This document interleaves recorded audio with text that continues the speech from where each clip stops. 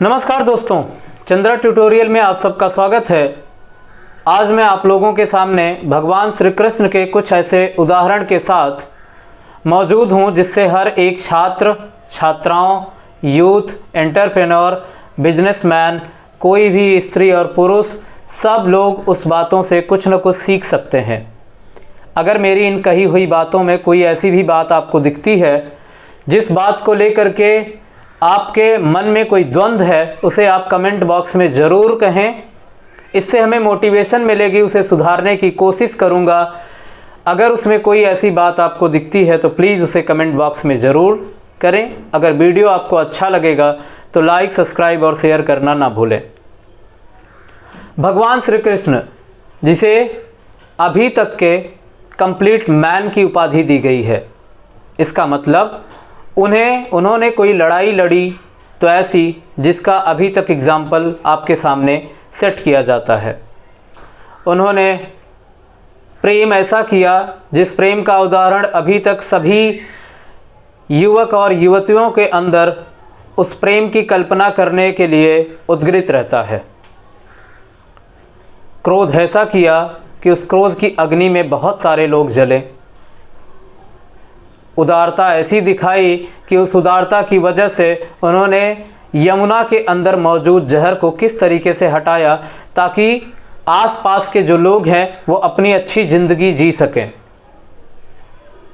उन्होंने प्रकृति की रक्षा करने के लिए एक ऐसा मंत्र दिया जिसमें हम ये देखते हैं कि उन्होंने जो पर्वत है उस पर्वत को अपनी उंगली पर उठा करके और लगभग आसपास के सभी लोगों के अंदर उस साहस को भरा जिससे सभी लोग उस पर्वत को उठाने में उनकी मदद कर रहे हैं।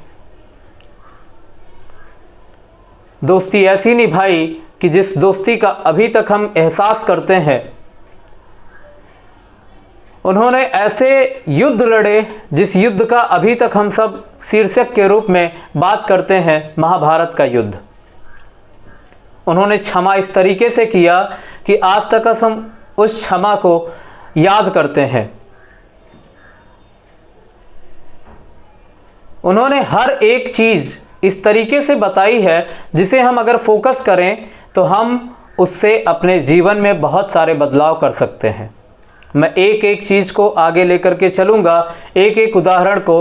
अगर इसमें आपको कोई भी त्रुटि नज़र आती है तो प्लीज़ उसे कमेंट बॉक्स में ज़रूर कहें। अगर आप उसे कमेंट बॉक्स के अंदर बताएंगे तो शायद है मैं उसे नेक्स्ट टाइम सुधार सकूंगा। शुरुआत करता हूं उनके क्षमा याचना से। शिशुपाल, जो उन्हें 100 गालियां देने की इतनी ज़्यादा सभा के अंदर उसने इंसल्ट किया, जिस वर्ड को आज हम सब लोग लेकर के बहुत ज़्यादा उद्ग्रित रहते हैं कि मेरा इंसल्ट आप कैसे कर सकते हो। मैं पढ़ाते पढ़ाते कल एक छात्र के अंदर इस बात को देखा कि उसने कहा कि अगर मेरा कोई टीचर भी इंसल्ट करता है तो मुझे मेरा एटीट्यूड उस टीचर के प्रति ऐसा होता है कि मैं उसे अगर हो सके तो मार दूं।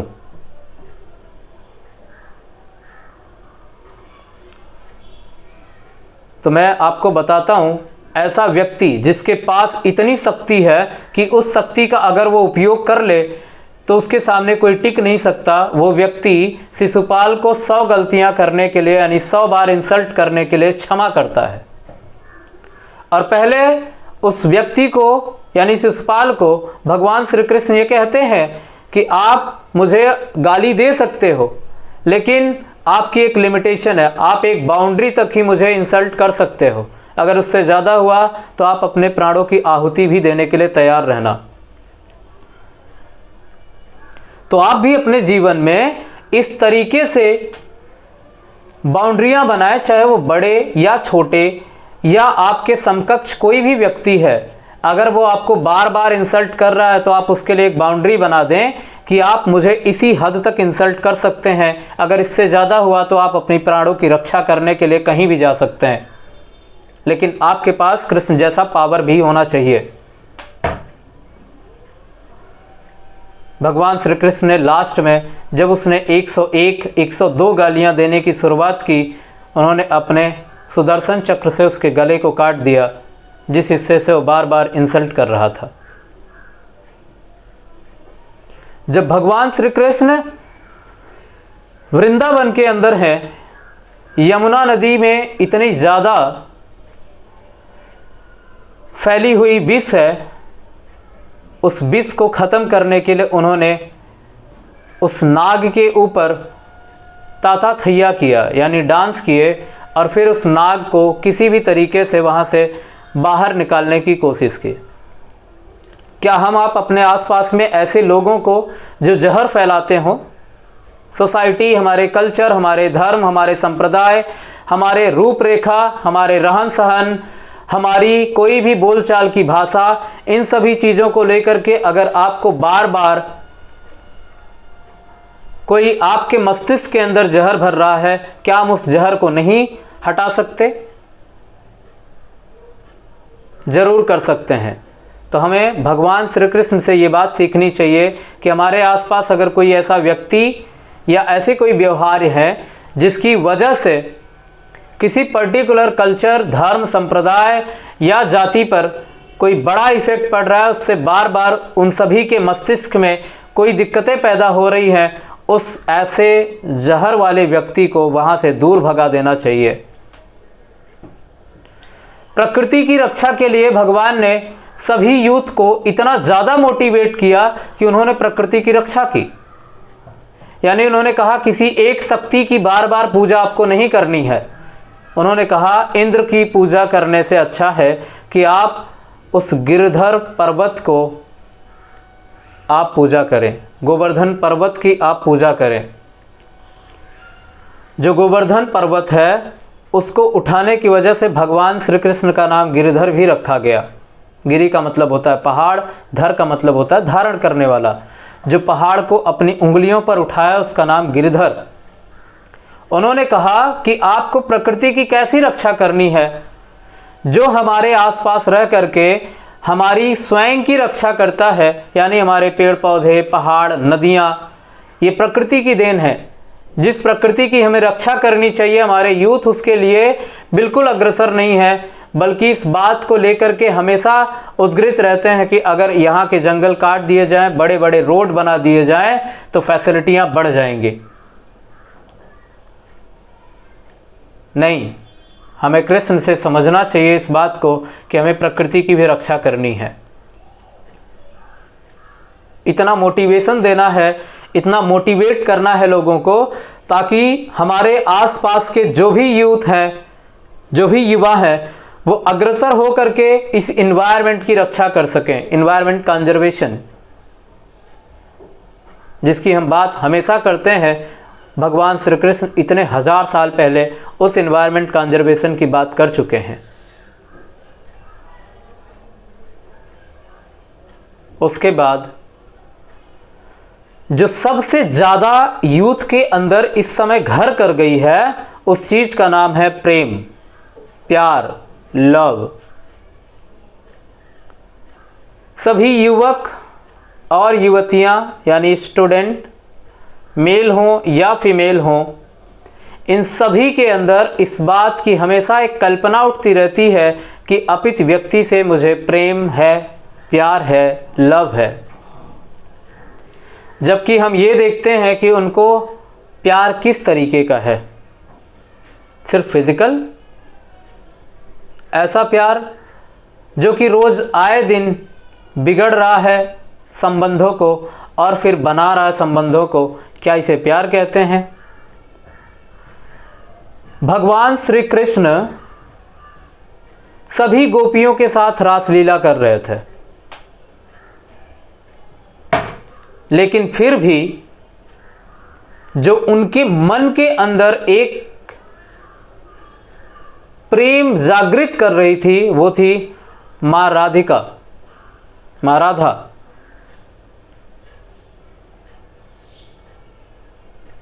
राधा के लिए उनका प्रेम स्पिरिचुअलिटी था। यहाँ तो लॉन्ग डिस्टेंस अगर हो जाता है, आजकल की मूवियों में अधिकतर आप देखते हैं कि लॉन्ग डिस्टेंस ज़्यादा दिनों तक चलता नहीं है। हमारे बीच में अगर लॉन्ग डिस्टेंस हुआ तो हम कोई ऑप्शन ढूंढ लेंगे, वो तो हमें याद ही नहीं करता, वो तो अपने काम में इतना ज़्यादा बिजी है कि हमें कोई समय नहीं देता। अगर समय नहीं दे पा रहा है इसका मतलब वो किसी और के साथ बिजी है। यहाँ तक कि इस समय के जितने भी युवक और युवती हैं उन सभी के दिमाग में एक चीज़ घर कर गई है, ये सोशल मीडिया की वजह से। जिस सोशल मीडिया पर हम आप आते हैं अपने कार्य को सहज बनाने के लिए, उस सोशल मीडिया का हम यूज़ इस तरीके से करते हैं कि क्या ही बताएं। व्हाट्सएप बना किसी भी डॉक्यूमेंट, फोटोज़ या कोई भी मैसेज को बहुत ही कम समय में किसी के पास भेज देना और उसकी कोई भी चीज़ को सुन लेना, इसके लिए बना था। यहाँ तो कुछ और ही चल रहा है। इंस्टाग्राम बना किसी भी चीज़ को हमारे अंदर, अगर हमारे अंदर कोई भी ऐसी क्रिएटिविटी है उस क्रिएटिविटी को दिखाने के लिए, बट यहाँ पर हमने जो क्रिएटिविटी पैदा की वो क्रिएटिविटी गालियाँ देने की है, किसी के ऊपर ऐसे अभद्र वीडियो बनाने के हैं जिसकी हम कल्पना मात्र भी नहीं कर सकते, किसी को इंसल्ट करने के लिए कह दो। तो हम सब, अगर कोई भी युवक और युवती अगर प्रेम में है या उसकी शादी हुई है,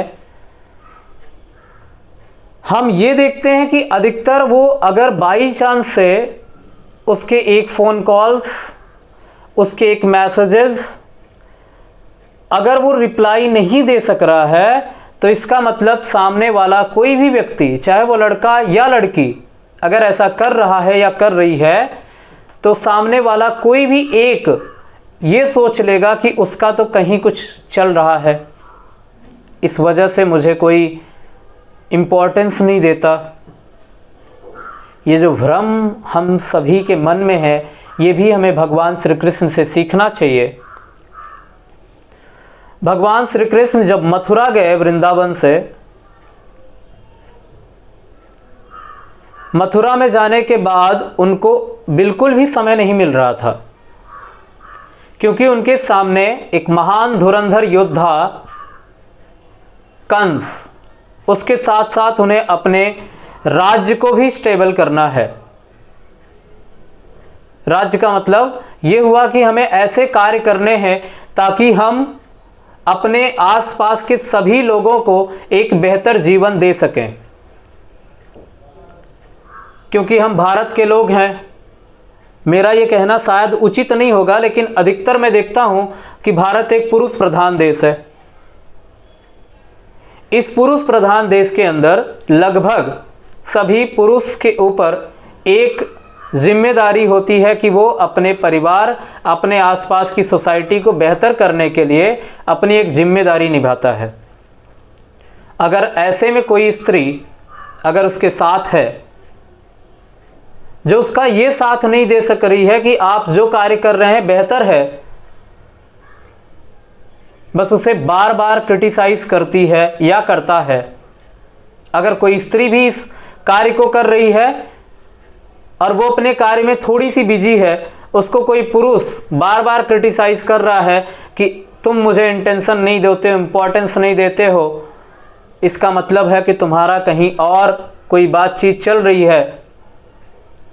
तो इसका मतलब हुआ कि हमारे अंदर उस व्यक्ति या उस महिला को लेकर के बिलीव नहीं है, विश्वास नहीं है। और संबंध का सबसे बड़ा एग्जाम्पल विश्वास है, जिस विश्वास की वजह से आज हम भगवान श्री कृष्ण और राधा का नाम लेते हैं। सिर्फ और सिर्फ विश्वास के ही बल पर वो टिक सका, वो रह सका। क्या हमारे अंदर इतनी भी ज़्यादा पेशेंस नहीं है, धैर्य नहीं है कि हम थोड़े से रुक सकें, उसके बारे में सोच सकें, उसको, उसके कार्य को कर लेने में उसका सहयोग कर सकें? तो जो ये प्रेम का नाम लेकर के हम सब आई लव यू, आई सब यू जो भी कुछ बोलते हैं, ये सब सिर्फ दिखावा है। एक्चुअल में अगर आप किसी को प्यार करते हैं तो उसको उसके किए हुए कार्य के लिए आप उसका कोई ऐसी बाउंड्री नहीं बनेंगे कि उसे कार्य को कर लेने के लिए बार बार सोचना पड़े, वो आगे ना बढ़ सके, क्योंकि वो आगे बढ़ना चाहता है। जब वो आगे बढ़ना चाहता है तो आपका जो प्यार नामक वो जो शब्द है उसके दिमाग के अंदर एक भूचाल पैदा करता है, ऐसा भूचाल जिसकी वजह से वो क्रिटिसिज्म का शिकार हो जाता है, चाहे वो व्यक्ति पुरुष हो या महिला हो। अगर आप मेरी बात समझ पा रहे होंगे तो लगभग सभी रिलेशनशिप के अंदर यही बात आपको देखने को मिल रही है।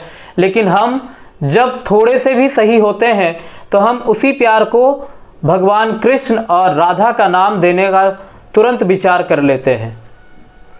लेकिन जैसे ही थोड़ी सी दूरी किसी भी वजह से बनती है, हम एक व्यक्ति को लेकर के इस तरीके से कुछ क्रिटिसिज्म की बातें करते हैं जिसकी वजह से वो व्यक्ति एंजाइटी, डिप्रेशन, स्ट्रेस, इन सभी चीज़ों से गुजरता है, अपने कार्य को सही तरीके से नहीं कर पाता या नहीं कर पाती। हम सब क्या उसके जिम्मेदार नहीं हैं?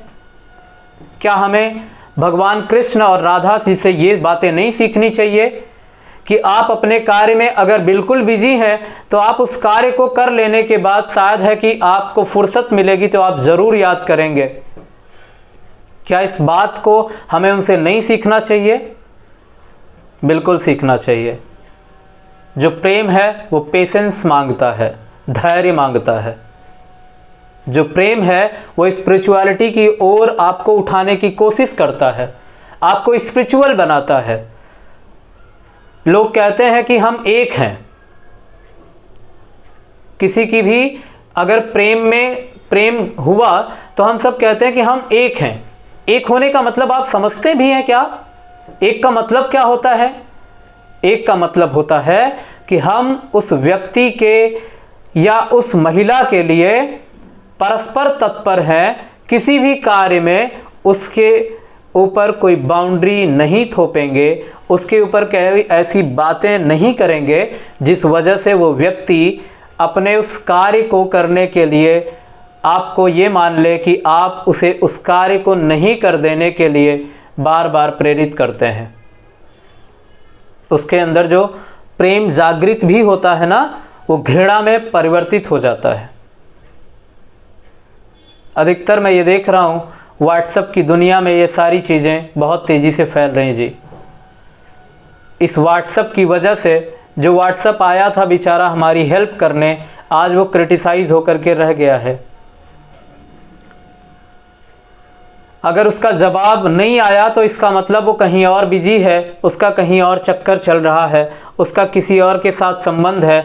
हम इस पराकाष्ठा के ऊपर उसको इस तरीके से कोई बातें बोलते हैं जिस वजह से वो व्यक्ति आपके लिए अगर प्रेम की परिकल्पना भी करने की कोशिश करता है तो लगभग उसके मन में घृणा ही उत्पन्न होती है। फिर धीरे धीरे उस व्यक्ति को घृणा का शिकार होना पड़ता है, क्रिटिसिज्म झेलना पड़ता है। ऐसा अगर हम कर रहे हैं कोई भी स्त्री और पुरुष, तो इसका मतलब हम उनके लिए बाउंड्री बनते जा रहे हैं। राधा ने कभी नहीं कहा कि आप मुझे याद नहीं करते। हाँ, कहा होगा, लेकिन ये कभी नहीं कहा कि आप का कहीं और चल रहा है। हजारों गोपियों के साथ नृत्य करने वाला व्यक्ति, रास लीला निभाने वाला व्यक्ति अगर उसे यानी राधिका जी को अपने दिल के अंदर रख सकता है तो हम क्यों नहीं? परस्पर संबंधों की हम बहुत बातें करते हैं लेकिन समझने की कोशिश ही नहीं करते। बस इस कोशिश में लगे हुए हैं, इस जिद्दोजहद में लगे हुए हैं कि हम बेहतर हैं। इसके बाद भगवान श्री कृष्ण ने ऐसा युद्ध लड़ा कि आज तक उस गीता के उपदेश से हम सब अपने जीवन में कोई ना कोई किसी न किसी कारण से अगर दुखी हैं, उससे हमें कुछ बहुत बड़ा सीखने को मिलता है। दुर्योधन और पांडव, एक तरफ दुर्योधन एक तरफ पांडव। दुर्योधन का मतलब है ऐसी दुष्ट प्रवृत्ति का व्यक्ति जो पांडवों को एक रत्ती भर जमीन देने के लिए रेडी नहीं है, भगवान श्री कृष्ण उसके यहाँ दूत बनकर के जाते हैं पांडवों के। उस पूरी सभा में दुर्योधन उन्हें इंसल्ट करता है, दुत्कारता है, लेकिन फिर भी भगवान श्री कृष्ण मुस्कुराते हुए सभा से बाहर निकलते हैं। उस सभा में बैठा एक व्यक्ति कर्ण समझ जाता है कि दुर्योधन ने गलती की। भगवान श्री कृष्ण इतने बैलेंस वाले व्यक्ति हैं जो कि इतने दिनों से जानते हैं कि कर्ण कौन है। मां कुंती के पहले पुत्र हैं जो कि विवाह से पहले उत्पन्न हुए और उन्हें मां कुंती नदी के किनारे छोड़ करके चली गई। ये बात बहुत पहले से भगवान श्री कृष्ण को पता है, लेकिन कब किस बात को कहाँ पर उद्धृत करना है, इस बात को हमें ये सीखना चाहिए भगवान श्री कृष्ण से कि किसी भी बात को किसी भी समय उद्धृत नहीं कर देना है। भगवान श्री कृष्ण क्या कर्ण से पहले नहीं मिले थे? बहुत बार मिल चुके थे, लेकिन उन्होंने समय का इंतजार किया कि समय आने पर ही इस बात को कर्ण के सामने रखेंगे। जब कर्ण उनके पीछे चला, हे पार्थ, हे केशव, मैं दुर्योधन की तरफ से क्षमा मांगता हूँ। भगवान श्री कृष्ण ने बहुत सारी बातें कही और उसमें एक बात ऐसी कही कि तुम्हें मालूम है कि दुर्योधन इतना ज़्यादा पापाचार कर रहा है, फिर भी तुम उसके साथ हो। क्या तुम्हें पता है कि तुम कौन हो? पहली बार उन्होंने बताया कि तुम कुंती पुत्र हो, सूर्य पुत्र। इस बात को सुन करके कर्ण के मन में जो एक बहुत बड़ी द्वेष की भावना थी, उससे अब लड़ने की कोशिश कर रहा है। तो हम सबको ये बात सीखनी चाहिए, एक कूटनीति सीखनी चाहिए कि हमें किस बात को कब करने की आवश्यकता है।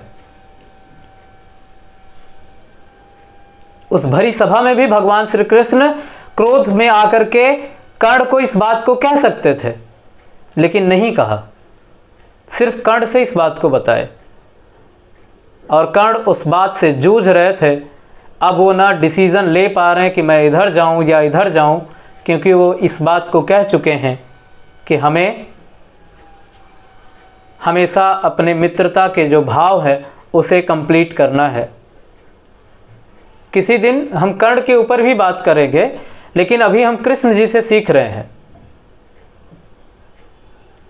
उसके बाद भगवान श्री कृष्ण ऐसी बांसुरी बजा रहे हैं जो कि प्रकृति के अंदर मौजूद सभी व्यक्तियों के अंदर, सभी पशु पक्षियों के अंदर एक मधुरता की भावना पैदा करता है।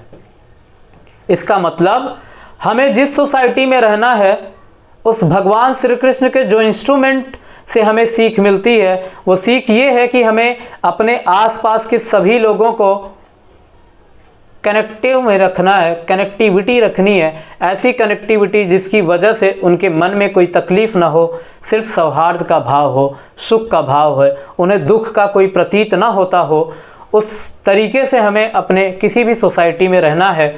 हमें भगवान श्री कृष्ण के बांसुरी से ये बात सीखनी चाहिए।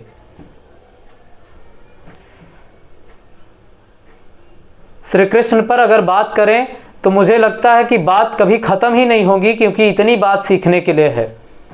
लेकिन कुछ कुछ बातों को मैंने आपके सामने रखे, जिसमें मैं यूथ के अंदर जो एटीट्यूड, जो ईगो, जो इमोशनल यानी ईक्यू यानी आईक्यू, यानी इन सभी बातों को जो हमने बात की, ये सभी चीज़ें हमें भगवान श्री कृष्ण से सीखनी चाहिए।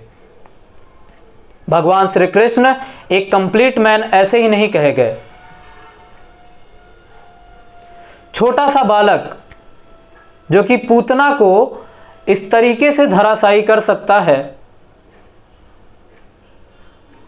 आज हम अपने छोटे से बालक के अंदर भगवान श्री कृष्ण कान्हा तो देखना चाहते हैं, लेकिन उसे मोबाइल में उन सभी चीज़ों को दिखाते हैं जिसकी वजह से उसकी ईक्यू, आईक्यू और उसका आँख का विज़न यानी उसकी सोचने की क्षमता छीण कर रहे हैं। सिर्फ कान्हा नाम रख देने से कोई कान्हा नहीं होगा, बल्कि हमें ये बात समझनी होगी कि हम कान्हा के जैसे किस बात को अपने बच्चों को सिखा सकते हैं, अपने सोसाइटी के अंदर किन सभी चीज़ों के भाव पैदा कर सकते हैं। हमें कृष्ण जी से इन सभी बातों को सीखने की आवश्यकता है। लगभग मैंने जिन बातों को आपके सामने प्रेजेंट करने की कोशिश कर रहा था, मैं वो सब बातें कर चुका हूँ, लेकिन मैं इस सीरीज़ को आगे बढ़ाता रहूँगा। अगर आप मेरे इस वीडियो को लाइक, सब्सक्राइब और शेयर करेंगे और कमेंट बॉक्स के अंदर मुझे अगले वीडियो के लिए प्रेरित करेंगे, तो मैं ज़रूर आपके सामने मौजूद होऊंगा। इसी के साथ मैं अपनी वाणी को विराम देता हूँ। धन्यवाद।